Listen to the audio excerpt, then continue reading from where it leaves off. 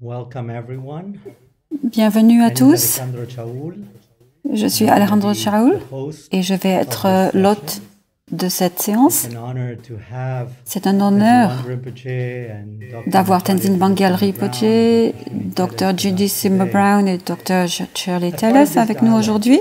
that Et we dans le cadre started de ce recently, dialogue actually started que last month nous as a avons series commencé of le body, mois breath and dernier mind, and dans Rinpoche une will série talk de more about corps, the souffle et whole esprit. context of Rinpoche va parler du For contexte, this particular series, we mais cette série kicked off particulière last month que nous avons lancée le mois dernier Doctors Sadbir Khalsa, avec as well as Dr. Sadbir Elizabeth Katsa Cohen, et avec discussing Dr. the O'Coin. body. Nous avons parlé du corps. Aujourd'hui, nous avons parlé du souffle et le mois prochain, nous parlerons de l'esprit. Let me start by Donc, introducing Geshe Tenzin Wangyal Rinpoche. laissez-moi vous Probably présenter this Tenzin audience Wangyal doesn't need Rinpoche, much of an que je introduction. n'ai forcément But pas besoin de besides, présenter, when he was born in India, tellement from il est Tibetan parents, connu. Il and est né went to en Inde Nimbu de parents Monastery in India tibétains for his et il est allé mission. au monastère de And then Nemri came to the West. And as he et came il est to the venu West, en he Occident. became this Et là, il est incredible devenu teacher cet that enseignant all of us incroyable know. que nous And connaissons tous. he's been here for almost 30 Ça years. fait à peu près And 30 ans qu'il est là. I think it's one of the pioneers of Et il est l'un des what pionniers he's calling Cyber Sangha, de ce qu'il which appelle is la cybersangha, being able to be together de in cette this plateforme sur laquelle nous nous trouvons He's tous. been teaching in the West, Il a in enseigné Europe, dans in the l'Ouest, States, en Europe, for the aux last few États-Unis, decades. He's done ces a 3 lot dernières in, décennies, et il a fait in person, traveling a beaucoup lot, de voyages but also, en a personne, lot in these platforms. So, mais il enseigne beaucoup sur Internet aussi. C'est magnifique qu'il puisse continuer à s'étendre comme ça grâce à la cybersangha. Nous avons aussi Shirley Telles qui nous joint depuis l'Inde. Je sais qu'il est tard là-bas, donc merci beaucoup d'être là. Et comme je vous l'ai promis, nous ne finirons pas trop tard afin que vous puissiez aller vous coucher à une heure raisonnable.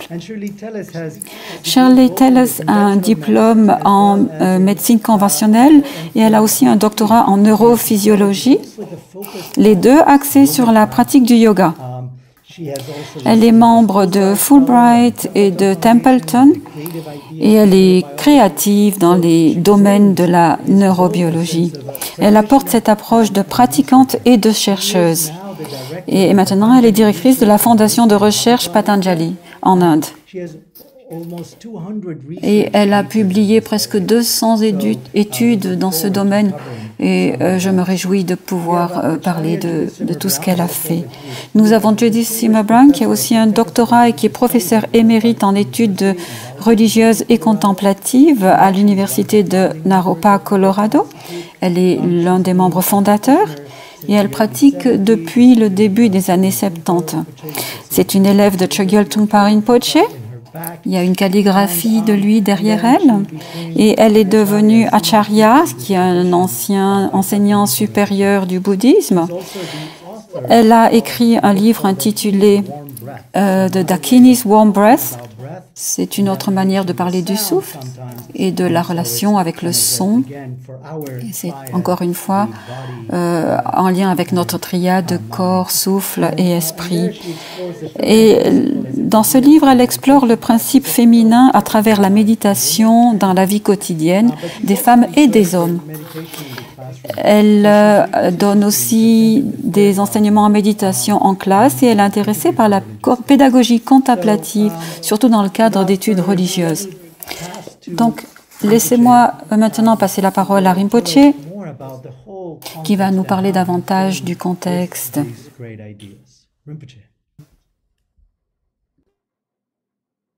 Your mic is mute. Okay.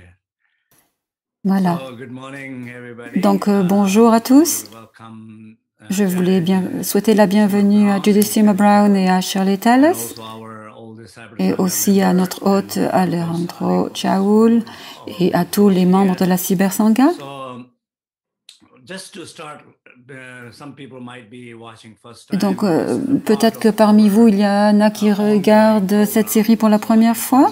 C'est un programme donc de la cybersangha dans laquelle on fait des activités très différentes.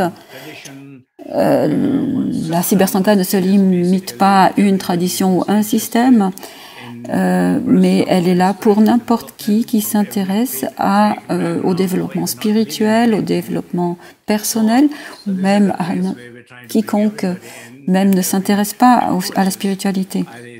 Et elle fournit différentes approches en considérant la science aussi dans ces approches. Donc nous allons parler du corps, du souffle et de l'esprit et des pratiques que nous faisons tous les mois à la pleine lune. Le mois dernier, c'était sur le corps, ce mois-ci, c'est sur le souffle, et le mois prochain, on se focalisera sur l'esprit. Donc, nous commençons toujours à la pleine lune, c'est un cycle de 24 heures avec des enseignements, des méditations guidées. Il y a des experts qui viennent parler pour enrichir nos connaisses. Donc, c'est ce qu'on a fait, c'est ce qu'on va continuer de faire. Je suis personnellement très intéressée par ce thème et j'aime continuer à explorer et apprendre davantage. Et j'essaie aussi de l'intégrer dans ma pratique, dans ma vie quotidienne. Donc, juste pour dire quelques mots sur le souffle, en Tibet, dans la tradition tibétaine, on parle toujours dans le Tantra et dans le Dzogchen, on dit Lune, Lune Tseme, c'est les points essentiels du corps. On dit wind, le souffle, ou le souffle, ou la respiration, et on parle du point essentiel, donc du corps, du souffle et de l'esprit, dans cet ordre-là. Et en ce qui concerne la pratique, comme c'est toujours le cas, il y a une posture du corps. Lorsqu'il y a un mouvement dans le corps, cela impacte comment les canaux et les chakras se reposent dans le corps. Et à cause de ça, cela impacte le souffle, le prana. Et la manière dont ça impacte le prana, ça influence l'esprit. Donc, ces trois ne sont jamais séparés. On ne peut pas les séparer.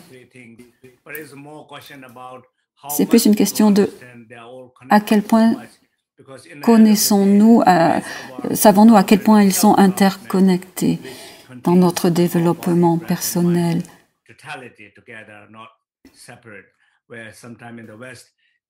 Alors qu'en Occident, très souvent, on se focalise sur le corps et on laisse l'esprit et le souffle de côté. Mais ce qui est aussi important de comprendre, lorsqu'on parle du souffle, et aussi lorsqu'on parle des lungs, du prana, quelquefois on pense à la respiration rythmique, comme ça. Ça, c'est la manière dont on respire. Ça a quelque chose à voir avec l'air, avec l'oxygène. Mais là, c'est une limite, parce que en fait, tout commence là.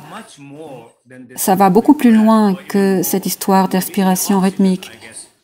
Ça va au-delà de l'oxygène aussi. Donc, comment est-ce que ça devient plus que ça?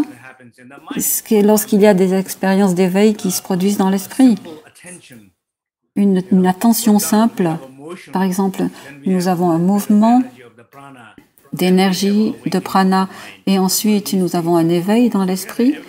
Donc ces trois choses s'en suivent. Chaque fois qu'il y a un mouvement dans le corps, il y a un mouvement d'énergie, et chaque fois qu'il y a un mouvement d'énergie, cela impacte sur les expériences de conscience. Donc, à la fin, le but principal dans le Dzogchen, c'est comment éveiller notre esprit en comprenant mieux, on comprend de manière plus subtile le prana subtil du souffle que nous appelons Lung Sem Tawa. Le souffle subtil et la conscience subtile dont l'union est la partie la plus importante dans ce voyage. Donc je voulais juste dire ça parce que quelquefois on pense que les exercices de respiration c'est seulement respirer comme ça. Ça n'a rien à voir avec la conscience. Parce que lorsque vous êtes conscient de quelque chose, lorsque vous êtes heureux, il y a un souffle là. Il y a une respiration là, il y a une chaleur. mais ça n'a rien à voir avec la respiration rythmique. Donc c'est important de faire la différence.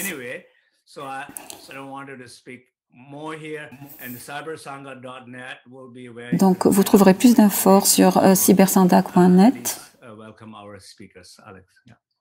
Alors maintenant, allez, vous pouvez accueillir nos intervenants. Et c'est parfait parce que c'est exactement comme ça que nous voulions commencer la discussion. Comme dit Rinpoche, ces trois, comme nous l'avons déjà dit, ne peuvent pas être séparés. Mais pendant qu'on parle, nous pouvons parler de ces choses et comment elles deviennent reliées, comme par exemple le souffle étant le lien entre le corps et l'esprit. Maintenant, comme je l'ai déjà dit, ce que j'aime dans ces conversations, c'est que nous apprenons à nous connaître en tant que personne et surtout en tant que pratiquants de la cybersangha. Donc, l'une des premières questions que j'aimerais poser à vous deux, et je vais commencer avec le Dr Shirley Telles, c'est comment est-ce que vous êtes venu à vous intéresser au yoga? Parce que c'est pas parce que vous vivez en Inde que c'est forcément automatique. Donc, merci de m'avoir invité et vous me posez une question qui me projette dans le passé.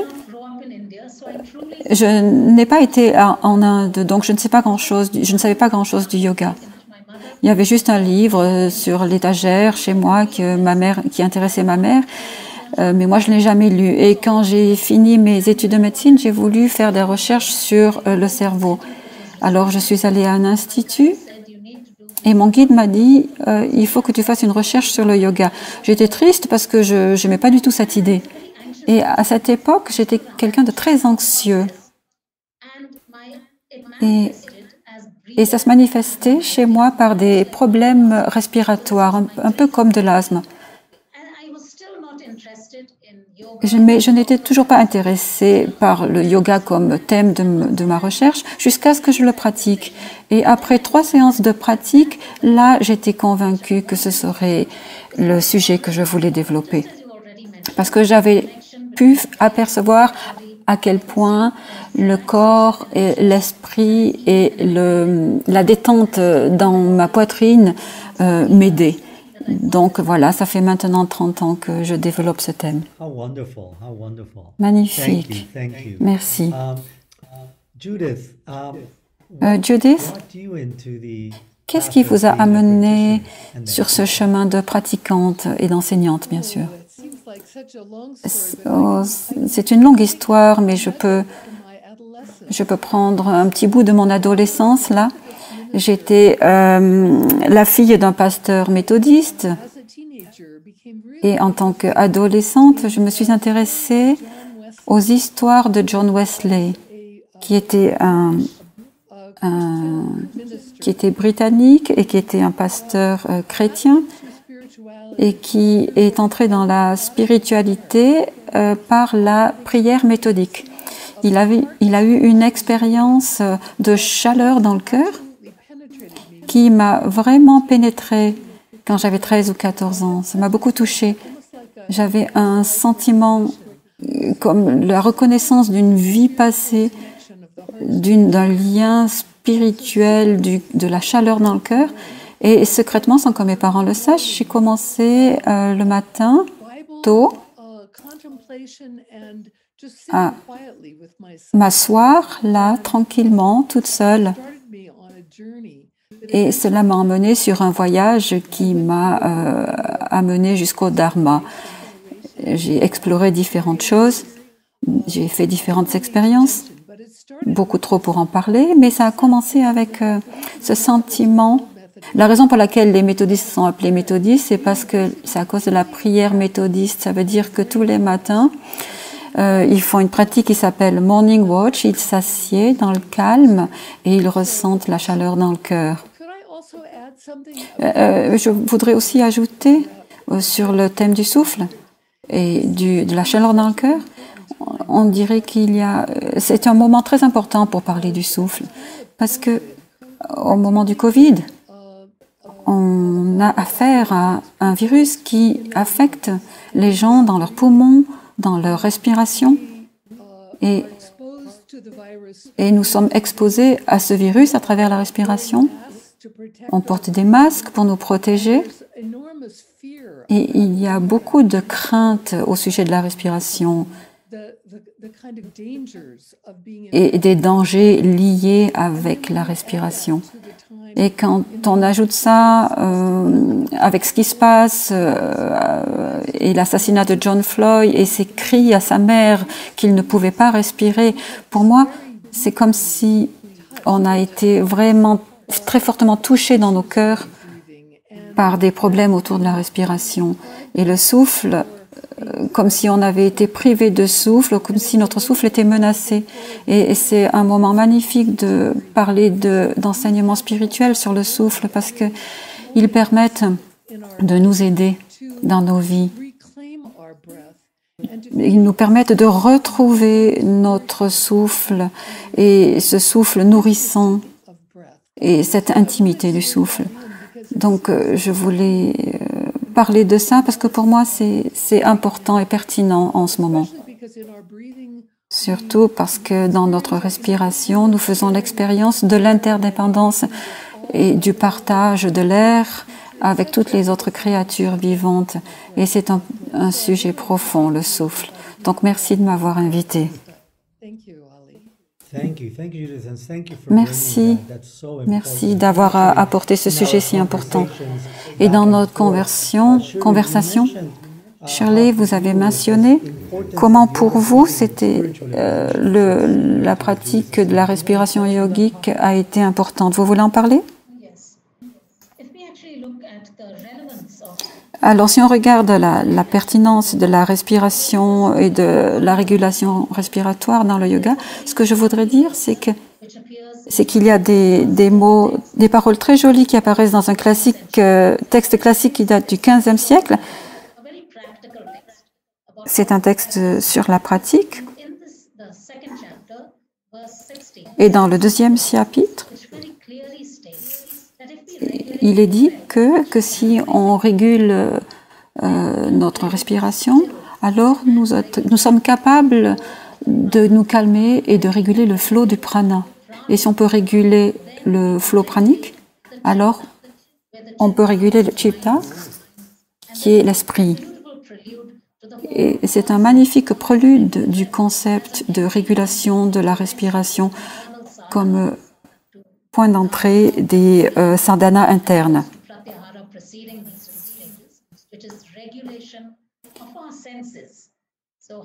Et qui concerne la régulation des sens. Donc, de quels stimuli sensoriels devrions-nous nous retirer? Donc, c'est une sorte de sélection, de réglage minutieux de nos sens qui se passe à travers les pranayamas. Les pranayamas sont un passage obligatoire pour réguler volontairement la respiration et qui sont nécessaires pour entrer en méditation. Merci. Et je vais continuer avec vous parce que j'aimerais savoir au sujet des études que vous avez publiées. Certaines des recherches quelles études seraient pertinentes pour notre audience en lien avec la respiration? Je vais commencer avec une étude qui n'est pas de moi, mais qui est très pertinente.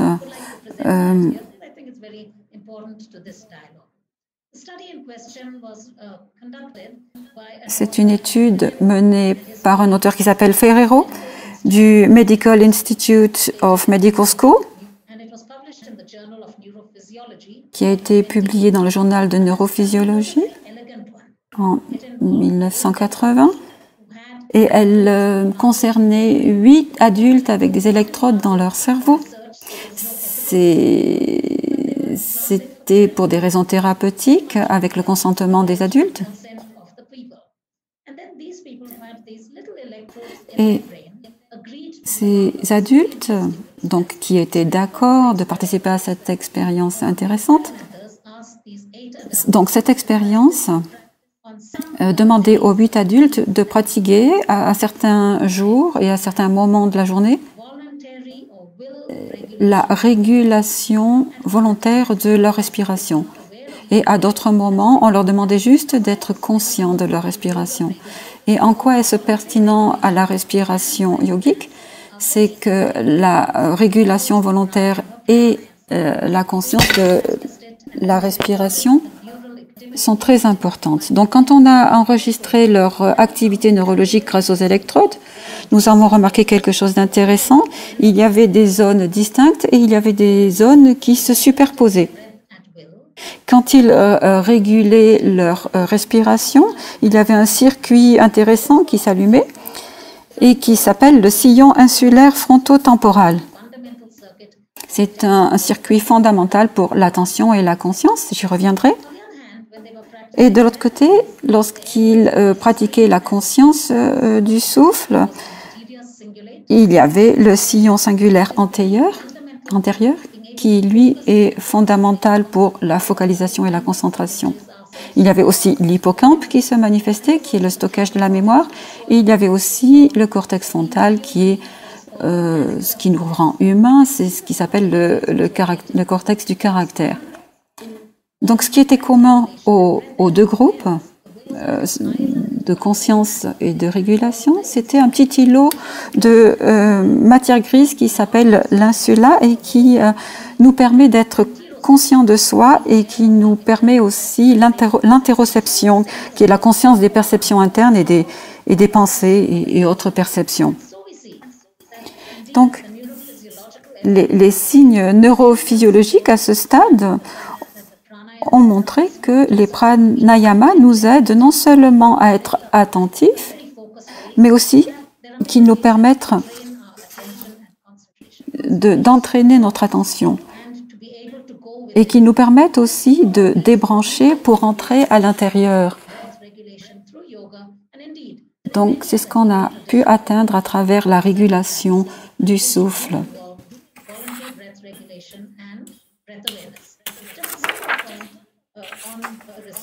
Un autre point que j'aimerais apporter sur la recherche,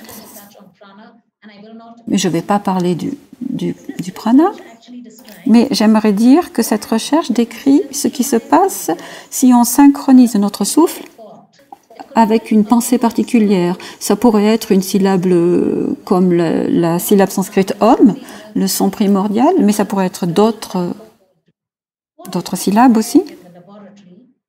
Alors, quel changement physiologique avons-nous remarqué lors de cette synchronisation?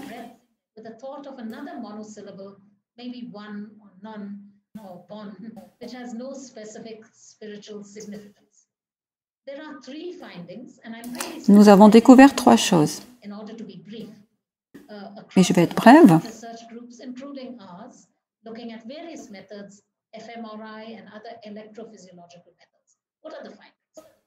Donc, qu'est-ce qu'on a découvert?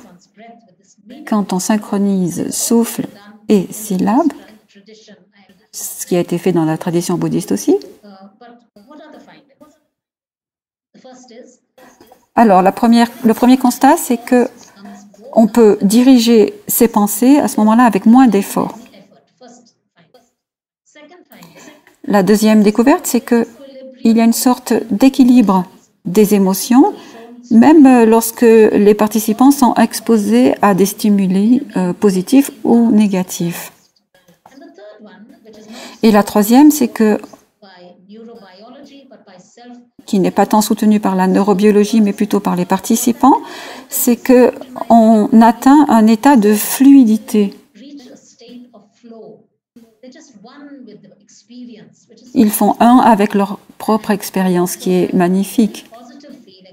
Et ils ressentent des sentiments très positifs, comme la transcendance et la gratitude. Voici quelques-unes des découvertes à ce stade. Merci beaucoup. C'est magnifique que vous puissiez condenser toutes ces études et nous donner juste l'essentiel. Ce qui m'amène maintenant à Judith et de parler des traditions et surtout de celle dans laquelle vous êtes. Vous parlez de différents niveaux de conscience du souffle. si vous voulez bien développer. Bon, merci beaucoup Shirley pour ce résumé, parce que c'est une recherche fascinante et il y a plein de façons dans la manière dont la science soutient ces textes spirituels, traditionnels sur le souffle.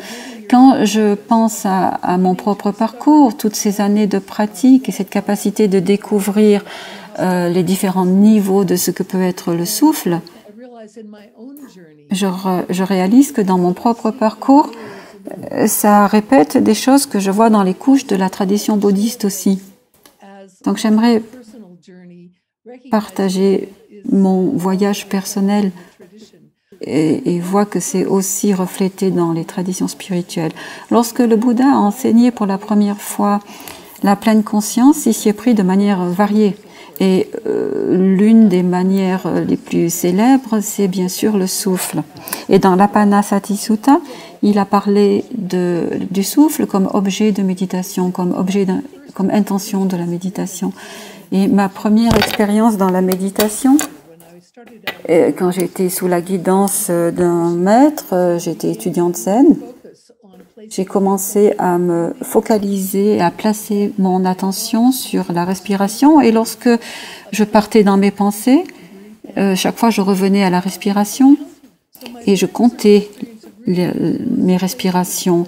Donc ma première expérience, c'était vraiment la conscience du souffle et compter la respiration de 1 jusqu'à 20 et puis revenir au début chaque fois que je perdais le fil.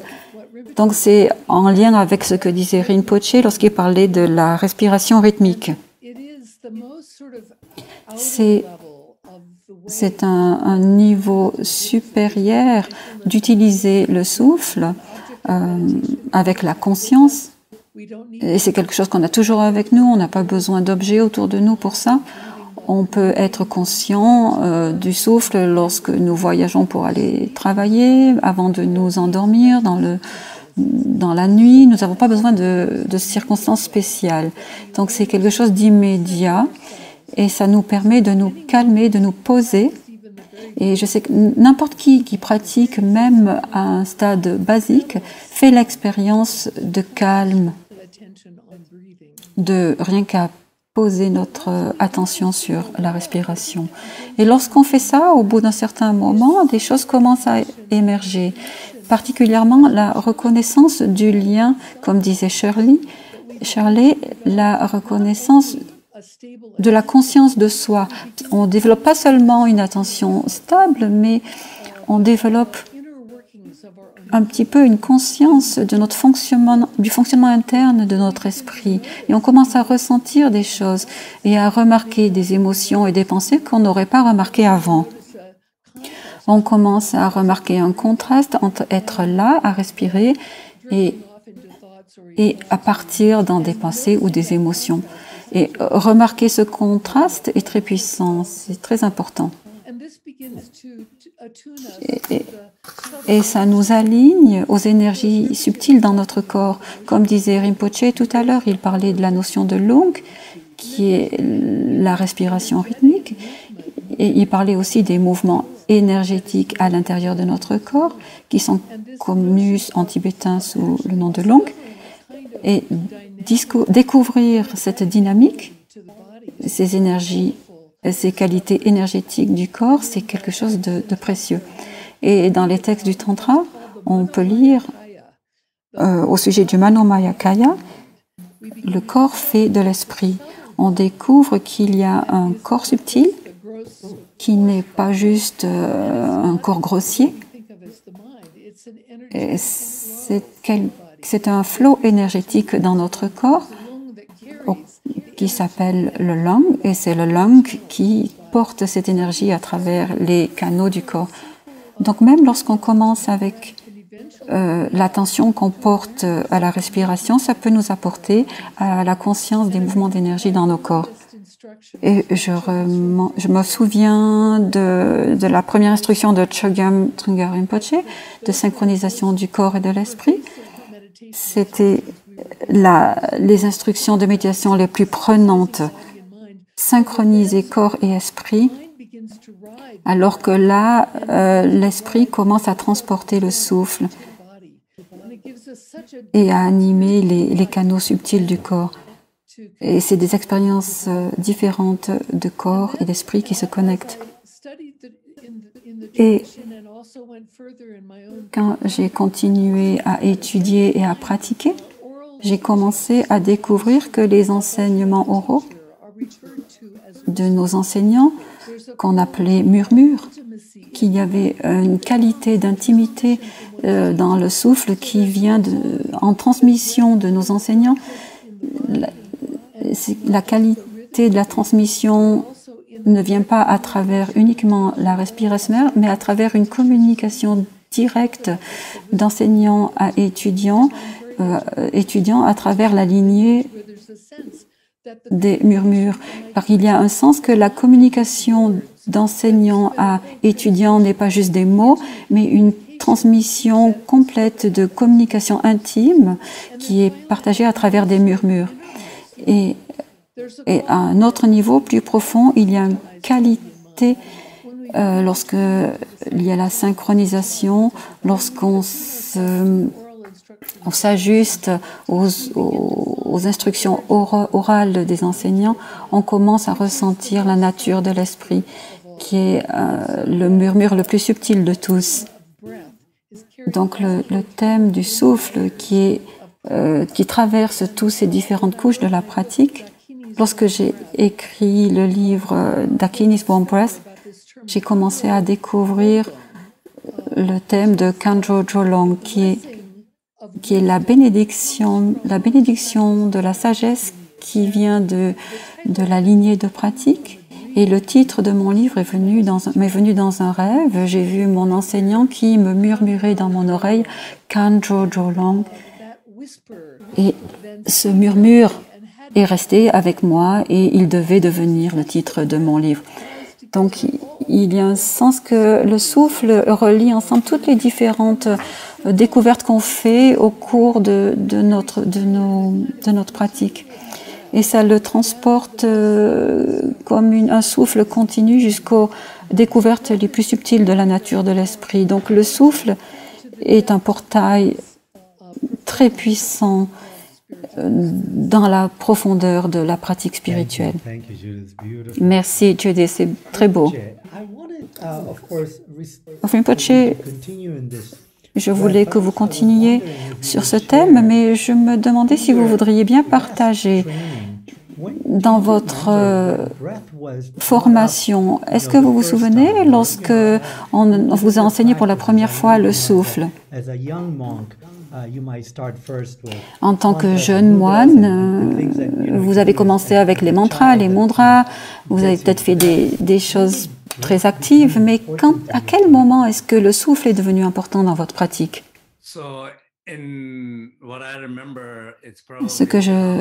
Ce dont je me rappelle, c'est que à l'âge de 11 ans,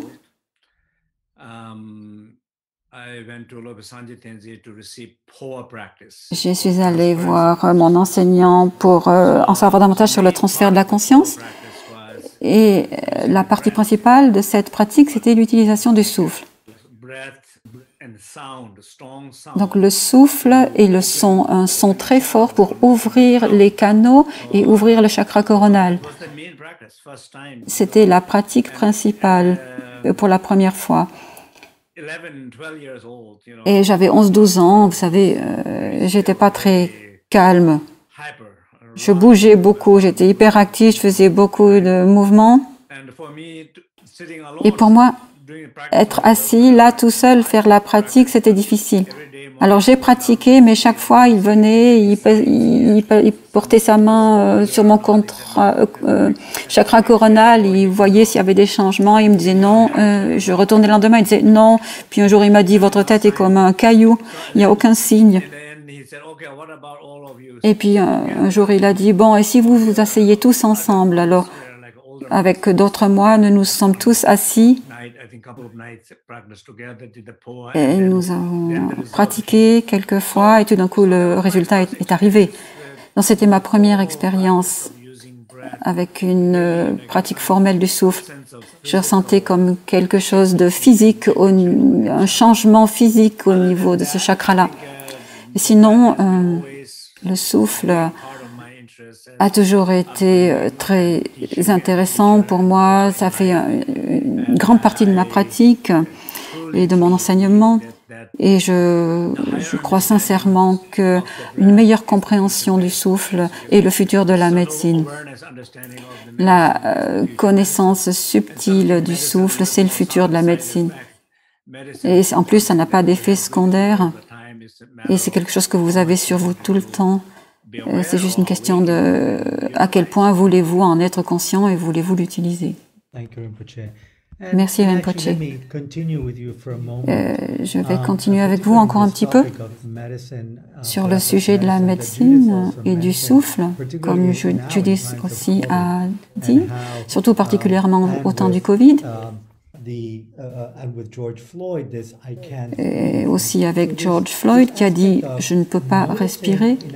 Donc cette faculté de remarquer dans notre société toutes les restrictions autour de la respiration. Et vous qui avez grandi dans cet espace où la respiration est un tel outil pour s'éveiller spirituellement, voulez-vous en parler et dire à quel point est-ce que le souffle peut être une médecine ?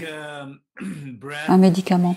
Je pense que le souffle, comme Shirley et Judith ont déjà dit, le souffle est un lien très fort au prana, et aux différentes couches du prana. Et à la fin, la souffle, c'est la vie. S'il n'y a pas de souffle, il n'y a pas de vie. Donc le lien entre la vitalité de la force de vie et le souffle est tellement évident que on remarque ça quand on vieillit. Quand on vieillit, on ne respire pas aussi profondément. La respiration devient superficielle. Et même lorsque nous sommes dans la crainte, notre respiration devient plus superficielle. Et même la nuit, des fois, suivant la position, on peut tout d'un coup se réveiller à 3h ou 4h du matin et on n'arrive pas à se rendormir. On peut voir qu'il y a certaines parties du corps qui sont bloquées et que le flux ne passe pas et on peut sentir un inconfort physique. Et puis, bien sûr, je trouve ça toujours intéressant d'apporter le souffle dans ces parties du corps qui sont bloquées. Et c'est comme si on prend une douche intérieure. L'eau claire passe et nettoie avec elle le blocage. Et avec la respiration, c'est la même chose, ça nettoie. Et une autre chose que je voudrais dire, c'est intéressant, lorsqu'on parle du souffle qui porte l'esprit, dans nos expériences personnelles, on peut aussi remarquer que l'esprit interfère avec le souffle. Par exemple, vous avez une pensée qui vous dérange et qui vous empêche de vous endormir. Et vous dites, bon, ben, je ne vais pas penser à ces pensées maintenant, je vais m'aider de mon souffle. Et vous vous focalisez sur votre souffle. Et vous faites des respirations profondes, mais la pensée revient. Vous ne savez même pas quand est-ce qu'elle est revenue. Est-ce que c'est la première fois, la deuxième, la troisième? Mais déjà, vous savez que vous ne respirez plus parce que la pensée est venue interférer. Et plutôt que le souffle soutienne l'esprit, là, c'est... Donc, voilà, c'est une dialectique aussi. On sait qu'on traverse tout ça. Et c'est bien de savoir que profondément, à l'intérieur de soi, si on est capable de réguler notre respiration davantage, et si on devient familier avec cette pratique, alors éventuellement, l'esprit va s'arrêter. Ces craintes vont s'arrêter et éventuellement, on va respirer plus profondément et l'énergie circulera beaucoup mieux et on sentira un sentiment de liberté, de joie lorsqu'on est capable de réguler cette respiration. Donc, dans un sens, le savoir, le croire, lui faire confiance et ne pas abandonner le souffle, c'est ce qu'il faut faire. Thank you. Thank you. Shirley, j'aimerais revenir vers vous. D'abord, vous vous êtes formé en médecine conventionnelle et aussi en neurophysiologie. Et vous vous êtes focalisé les deux sur le yoga. Dites-moi, au début, ce n'était pas la direction que vous vouliez emprunter. Mais quelque part, il semble que pratiquer vous a intéressé, a éveillé cet intérêt chez vous. Pouvez-vous nous en dire plus? Et avec maintenant votre connaissance de la médecine conventionnelle, comment ça a commencé à faire du sens pour vous? Oui, c'est une bonne question. À ce moment-là, j'avais une connaissance très théorique qui ne me faisait pas beaucoup avancer. Mais quand j'ai commencé à pratiquer, et c'est mon guide de recherche qui l'a organisé, ça a commencé à m'intéresser. Au début, je ne pensais pas que ça m'aiderait.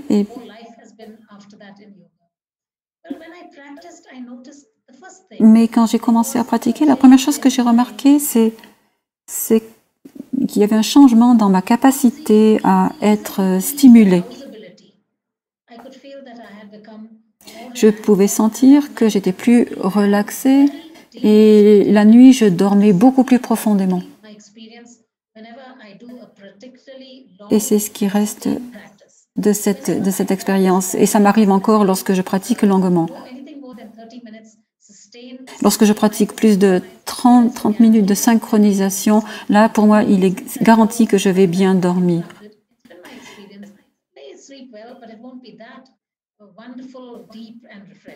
Et lorsque je suis loin de chez moi en voyage, je dors bien, mais pas autant que lorsque je pratique.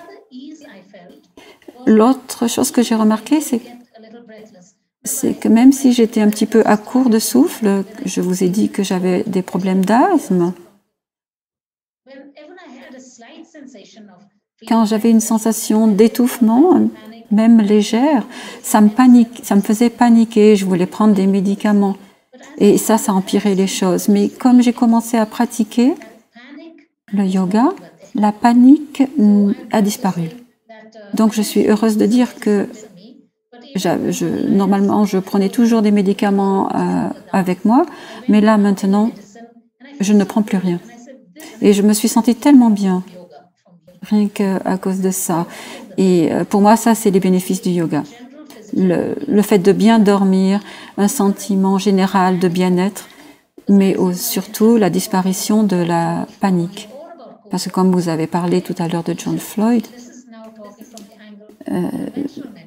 et là je parle maintenant du point de vue de la médecine conventionnelle, si on a des difficultés respiratoires et qu'en plus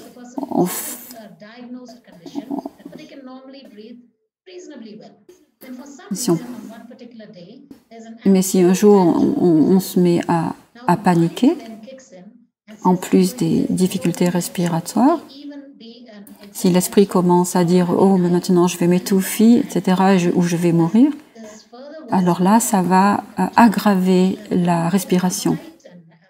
Les bronches deviennent resserrées et la personne perd son souffle, panique, et tout cela entraîne une situation encore plus grave. Mais ça ne veut pas dire que la personne qui fait une crise d'asthme doit ignorer ses symptômes, mais la panique n'apporte rien de bon. La même chose dans le Covid, si les malades peuvent se relaxer et être conscients de leur niveau d'oxygène, ça va les entraîner à ne pas brûler davantage d'oxygène. Ça fait du sens dans la médecine conventionnelle aussi. Donc, si on a des tout petits problèmes de respiration, la panique va vraiment aggraver le niveau d'oxygène disponible.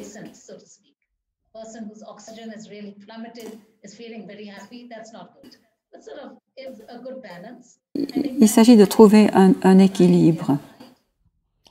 Wonderful. Thank you. And thank you for this little Merci. jewels of advice of how Merci pour ces conseils in our daily life. sur la manière d'utiliser le souffle dans nos vies quotidiennes. As well. Judith, I wanted to Judith, shift topics a little bit. Je voulais changer un petit peu maintenant de sujet. All these vast, incredible Sachant, knowledge that we get from these ayant wonderful toute texts cette and from these connaissance oral de tous ces traditions, textes, ces traditions orales, la tradition du murmure, secret, that we are certains de ces enseignements sont secrets in certain ways and et nous sommes seulement autorisés à les pratiquer de certaines manières et seulement avec certaines personnes. Je sais que tous les deux nous aimons bien ce sujet-là I'd love to bring this et your j'aimerais perspective to this group. apporter votre perspective dans ce groupe. Oui, nous avons parlé de ça et merci de le remettre sur la table parce que tous les deux, nous pratiquons dans des traditions dans lesquelles on pratique avec des énergies subtiles. Et dans ma lignée, il y a beaucoup d'enseignements, justement, de pratiques qui sont gardées secrètes, ce qui n'est pas vrai dans toutes les autres lignées. Et nous, on parlait et on voulait savoir quelles étaient les différences. Je pense que c'est une tradition de longue date, mais je pense qu'il y a, en étant professeur à l'université de Naropa, ayant écrit sur le tantra, j'ai voulu aller plus loin et essayer de savoir où était la limite entre ce qui est bon de partager, qui est bénéfique, et ce qui ne l'est pas, au-delà du conseil de mes enseignants et sous leur supervision. D'abord, je trouve qu'il y a une phrase célèbre dans ma pratique qui est que pas toute l'expérience n'a besoin d'être connue. Et je sais, moi aussi, qui aime rechercher, qui aime lire, il y a tellement de magnifiques livres sur la spiritualité et qui n'étaient pas disponibles avant et qui le sont maintenant. Surtout si on a un compte Amazon, on peut lire toutes sortes de choses sur les pratiques. Et je sais que pour moi, si je pense que je sais quelque chose, très souvent, ça va m'empêcher de vraiment le connaître. Ce sens de l'intellect qui va au devant du cœur ou de l'expérience incarnée, il me semble que la sagesse des traditions ésotériques, c'est de permettre la naïveté et l'innocence de s'exposer à la pratique et de permettre cette expérience plutôt que de penser qu'on va l'avoir. Et en tant qu'universitaire, c'est très typique des universitaires de penser qu'ils savent quelque chose sans jamais l'avoir expérimenté. On parle de pratique et de religion expérieuse, mais ces universitaires ne les ont pratiquement jamais expérimentés. Et peut-être que garder ces enseignements secrets, c'est justement pour empêcher les gens de penser qu'ils savent quelque chose qu'ils ne savent pas. Donc, ça fait un moment que je suis à Naropa et les enseignants sont venus et ont offert des programmes qui révèlent des instructions ésotériques aux étudiants. Et certains de mes étudiants n'ont pas toujours été prêts à recevoir, ni même la motivation de recevoir ces enseignements. Et j'en ai vu certains avoir des réactions de traumatisme et d'avoir des expériences de stress post-traumatique parce qu'ils se sont ouverts et ils n'étaient pas prêts. Et ils ont eu peur. Donc, il y a une sagesse à garder certains enseignements et certaines pratiques secrètes parce qu'elles sont tellement puissantes, parce qu'elles ont la capacité de transformer l'expérience de notre corps, de notre monde, Et il faut s'assurer que l'environnement est protégé, que la motivation est claire, que la confiance en l'enseignant est solide et qu'il y ait une sorte d'accord mutuel sur le territoire que nous traversons à travers ces enseignements ésotériques. Et en ce qui concerne la confiance que j'ai en mes enseignants et en tant que penseur critique, je pense que c'est une approche qui est sage, parce qu'on vit dans une société très matérialiste, dans laquelle il y a beaucoup de commodités. Nous pouvons partager plein de choses pour remplir nos CV. Nous avons une boîte d'outils que nous pouvons partager pour aider à guérir. Et il est important qu'on garde ce sentiment d'intégrité de cet ésotérisme dans un lieu privé où il y a une compréhension mutuelle, un accord et un engagement sincère autour des pratiques. Certaines des pratiques que j'ai faites depuis des années sont très importantes, mais je ne les partagerai jamais avec mes étudiants. Surtout ceux qui ne sont pas prêts pour ce genre de pratique. Donc, merci de me demander ça. Vous me faites penser lorsque je faisais des études religieuses et je suis venue avec le soutien de Rinpoche et je voulais comprendre académiquement ce que je faisais et j'ai remarqué, comme vous dites, il y avait beaucoup d'étudiants qui étaient là pour la connaissance intellectuelle et là je me suis dit, mais en fait, en quoi est-ce important ? Et de notre côté, Rinpoche, lorsqu'il a commencé cette formation de 7 ans avec l'Open Rinpoche, et lorsqu'il a écrit ce livre, « Hard Drops of Dharmakaya », donc d'un côté nous étions dans une retraite, mais il est très surpris de voir qu'on pouvait obtenir ce livre de n'importe quelle librairie et il se disait, il a dit vraiment, c'est donc Rinpoche, vous avez été formé, entraîné dans cette tradition et vous êtes venu là. Vous voulez dire, je peux apporter ça de cette manière et montrer à quel point c'est merveilleux. Par exemple, quand j'ai parlé chez nous à notre Sangha, et lorsque j'ai dit au début que les Tsalung, maintenant nous avons plus de 35 centres d'enseignement de Tsalung où tout le monde pratique. Et c'est magnifique de voir à quel point les gens se sont ouverts à ces Tsalung. Voulez-vous dire quelque chose à ce sujet? You're muted. Maybe it's secret.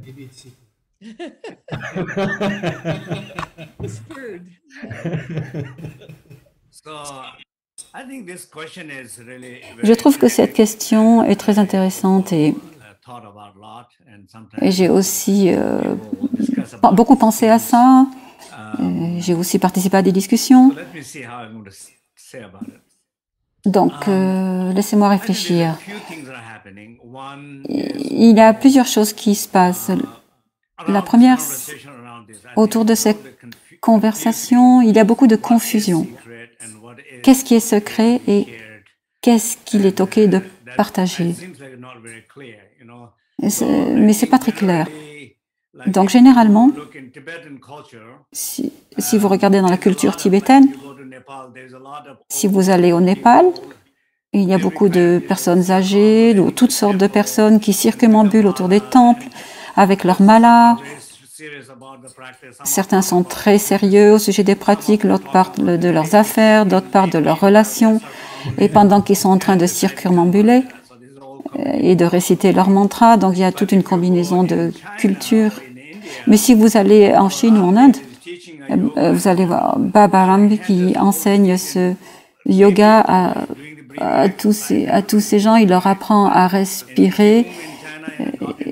Et bon, même chose en Chine, dans les jardins publics, tout le monde fait du Qigong et du Tai Chi.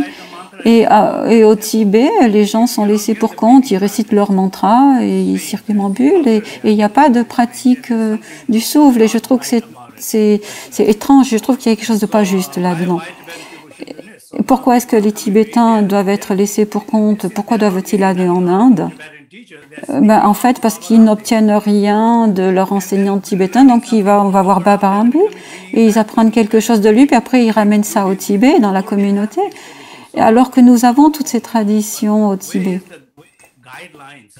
Mais où est la ligne directrice? Qu'est-ce qui peut être enseigné? Qu'est-ce qui ne doit pas être enseigné? Je trouve qu'il y a beaucoup de confusion autour de ça. Donc personnellement, je prends des décisions, je consulte mes enseignants. Et par exemple, les 9 respirations purificatrices, je me dis, mais quel est le problème avec ces 9 respirations? Si ça apporte une compréhension plus profonde, les gens comprennent bien que si on ne respire pas, on meurt. Donc respirer avec plus de conscience, ça a du sens. Donc c'est pour ça que j'en parle à mes enseignants. Je leur dis, bien sûr qu'on peut enseigner ça. Des fois, les gens font des grandes initiations. Moi, je ne fais jamais ça sur Internet. Je ne fais jamais de grands rituels ou de grandes initiations. Mais je parle beaucoup de la respiration et je l'enseigne. Je ne veux pas introduire beaucoup de rituels sur les déités, mais je parle beaucoup de la conscience. Donc, je pense qu'il faut que ce soit clair sur,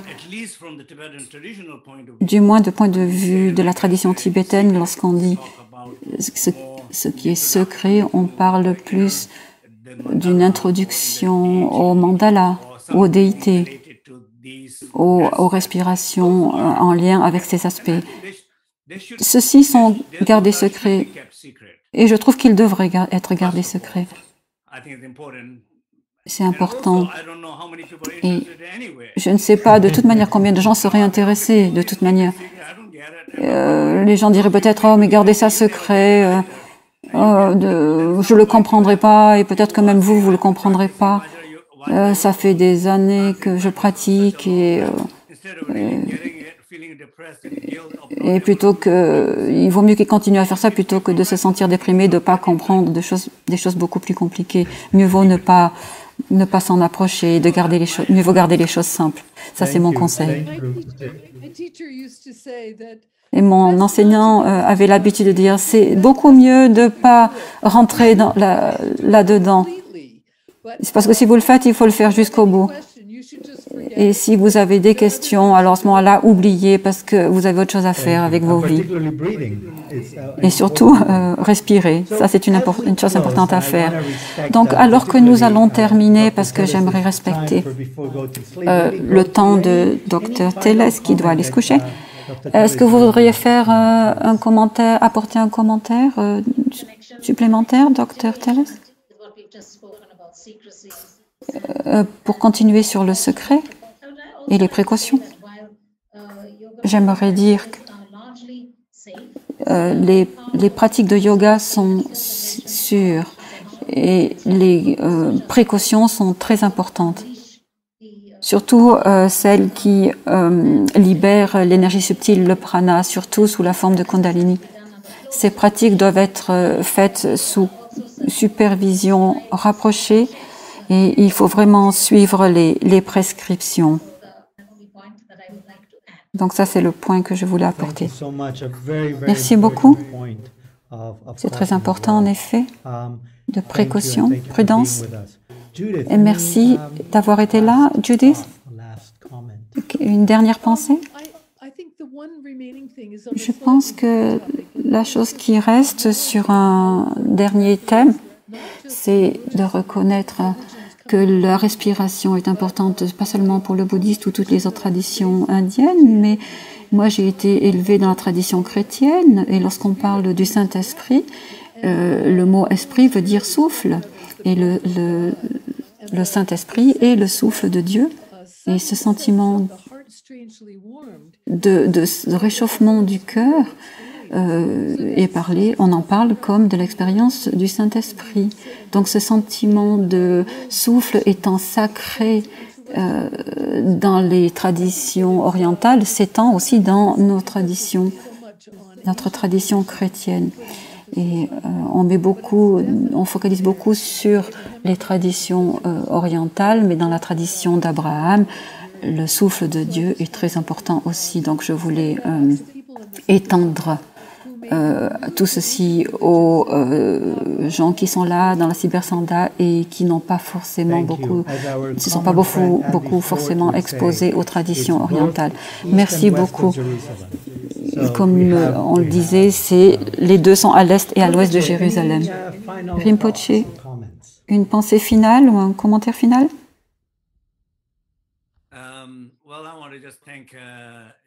Je voulais juste remercier Judith et Shirley. C'était magnifique de vous rencontrer et de connaître votre travail.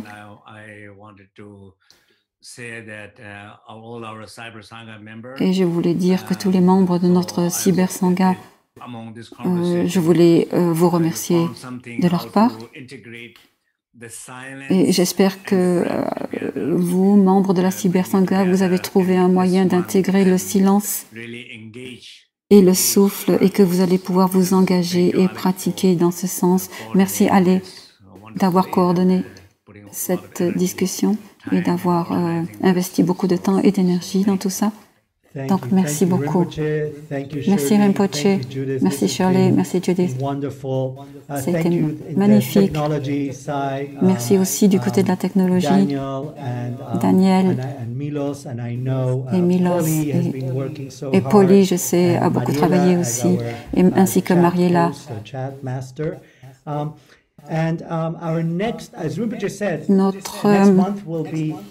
Le mois prochain, nous allons parler de l'esprit pour la pratique de la pleine nuit, pour son enseignement, et puis aussi nous allons parler de tout ça le 6 avril avec d'autres intervenants. Greater Good Foundation or Center up in Berkeley, California, actually close to you, Rinpoche. So, thank you everyone. Voilà, merci à chacun. Thank you again, Judith, Shirley, Rinpoche. Have a great rest of the day. Une bonne fin de journée et une bonne nuit à Shirley. Merci, au revoir.